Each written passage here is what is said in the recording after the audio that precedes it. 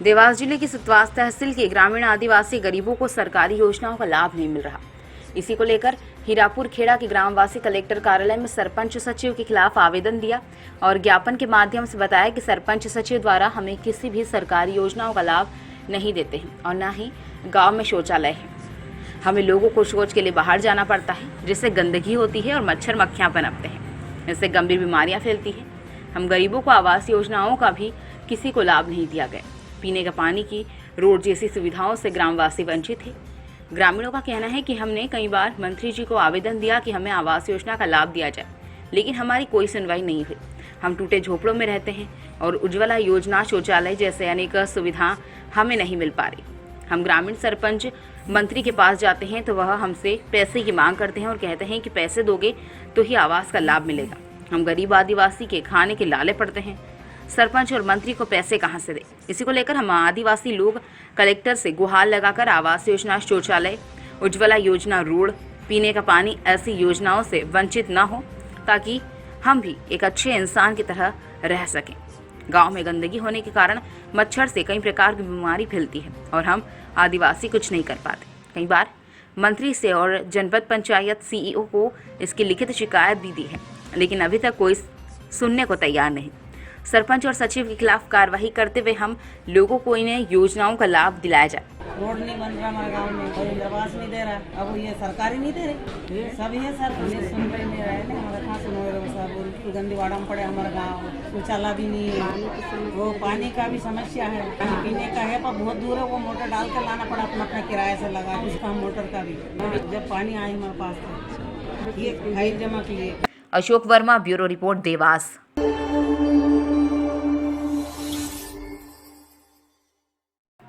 देवास के कलेक्टर कार्यालय में आंगनवाड़ी कार्यकर्ता मजदूर संघ, जिला सहकारी संघ, बिजली संघ, राज्य संगठन संघ, अनेक संगठन ने मिलकर जिला कलेक्टर को ज्ञापन देने पहुंचे, लेकिन कलेक्टर के कार्यालय में न होने के कारण संगठन के कार्यकर्ताओं ने तहसीलदार, एसडीएम को ज्ञापन देने से इनकार कर दिया।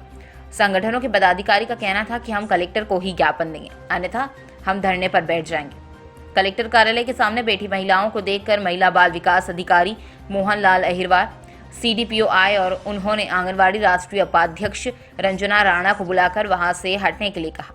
इसी बीच आंगनवाड़ी कार्यकर्ताओं को जिलाध्यक्ष रानी सिंह भी मोहन लाल अहिरवार के पास पहुंच गई। रानी सिंह को देखकर अहिरवार भड़क गए और कहा कि रानी, तो बीच में बकवास मत करो। इसी को लेकर रानी सिंह की एसडीपीओ से बहस हो गई। रानी सिंह का कहना है कि महिलाओं की इज्जत नहीं करते हैं, आए दिन महिलाओं का अपमान करते हैं। हम चाहते हैं कि ऐसे बदतमीज मोहन लाल अहिरवार को देवास जिले से बाहर किया जाए। इसके बाद भी नहीं माने और नारेबाजी करते रहे। पुलिस समझाइश देती रही, लेकिन कोई भी मानने को तैयार नहीं थे। इसी बीच कोतवाली टीआई उमराव सिंह आए और उन्होंने बताया कि कलेक्टर बाहर है। जब आकर इस संगठन के लोगों ने एसडीएम को अपनी मांग का पत्र दिया और कहा कि सभी संगठन द्वारा उग्र आंदोलन करेंगे, इसकी जिम्मेदारी प्रशासन की रहेगी। और हमारा धरना आंदोलन एवं ज्ञापन देना है, लेकिन हमारे प्रदेश का आह्वान है कि कलेक्टर महोदय को ही अपना ज्ञापन देना है। लेकिन हम लोग जब यहाँ आए, कलेक्टर महोदय के हम लोगों ने 2 दिन पहले सूचना दे चुके थे कि हमारा ये आंदोलन का ज्ञापन जो है जिलाधीश महोदय को ही देना है, आप ही को देना है। लेकिन जब हमारा आंदोलन यहाँ पर आया, कलेक्टर महोदय यहाँ पर नहीं थे। वहाँ के कर्मचारियों से पता चला कि जिलाधीश महोदय देवास में कहीं बाहर हैं। बाद में पता चला कि वो इंदौर में है।